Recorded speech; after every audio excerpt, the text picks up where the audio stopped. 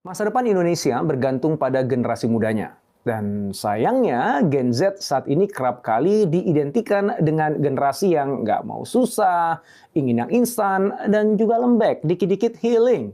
Nah, terus gimana dong? Apa yang sebaiknya kita lakukan? Di podcast ini kita akan obrolin jawabannya bareng Vero Veriska, Direktur Eksekutif dari Pijar Foundation, lembaga non-pemerintah yang fokus pada pengembangan anak muda untuk masa depan Indonesia. Yuk kita.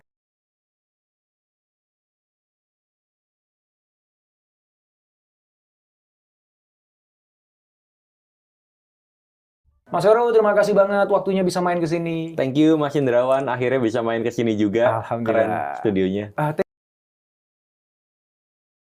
Apa yang terjadi di 2030? 2030 kita harus udah jadi 7 besar ekonomi dunia, itu satu. Kalau enggak, kita akan jadi negara kelas menengah selamanya. Selamanya. Kenapa bilang selamanya? Karena anak muda yang tadi bonus demografi itu tahun 2030 mulai jadi tua, Mas. Apa yang ngebuat Mas Vero memutuskan untuk resign dari karir yang begitu bagus di perusahaan global itu untuk membangun sebuah yayasan, foundation? Maybe you have a different perspective tentang Gen Z. Nggak bisa dipungkiri bahwa generasi mereka ini lahir di era yang serba mudah, Mas. Zaman saya dulu, mau dapetin informasi harus ke perpustakaan, harus browsing, harus nanya orang. Saya mau nyari mentor aja harus nyari orangnya dan jangan musuhin teknologi tadi. betul. Gitu ya. Justru kita harus ajarin juga. Jadi si anak itu diajarin dua hal, ya. Diajarin fundamentalnya supaya logiknya dia dapat, gitu. Prinsip-prinsip dasar dia dapat. Yang kedua diajarin menggunakan tools supaya mengakselerasi proses dia solving problems. Betul. Problem dia kan lebih kompleks kan gitu. Jadi kita harus juga selain ngajarin dia fundamentalnya, ajarin dia penggunaan toolsnya. Habis itu harus beri dia challenge sehingga dia bisa solving problems yang lebih kompleks dibandingkan problem yang saya dapetin waktu. Oh iya, yang beberapa di antaranya saya undang ke podcast ini dan saya bilang you are amazing. Saya langsung malu sendiri kan. Umur gue tuh hampir 2 kalinya lu gitu. And yet you have more achievement.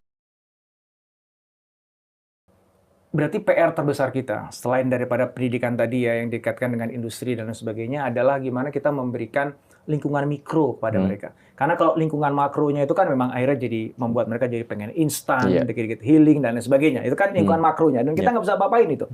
Tapi kita bisa mengelola lingkungan mikronya. Kita kontrol. Itu kan kita bisa kontrol. Paling nggak di rumah kita orang tuanya nyontoin pada anaknya. Ya terus kamu temannya siapa, mainnya kemana, gitu kan, yang kamu lakukan apa, project yang kamu jalankan apa, terus di challenge dan kita pertemukan dengan orang-orang yang bisa di role modelnya dia.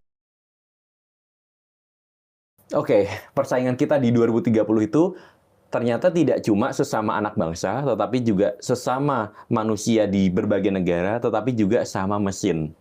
Itu harus kita sadari. Itu harus kita sadari. Ada pesaing baru namanya mesin ya? Mesin, pesaing barunya di situ. Artinya apa?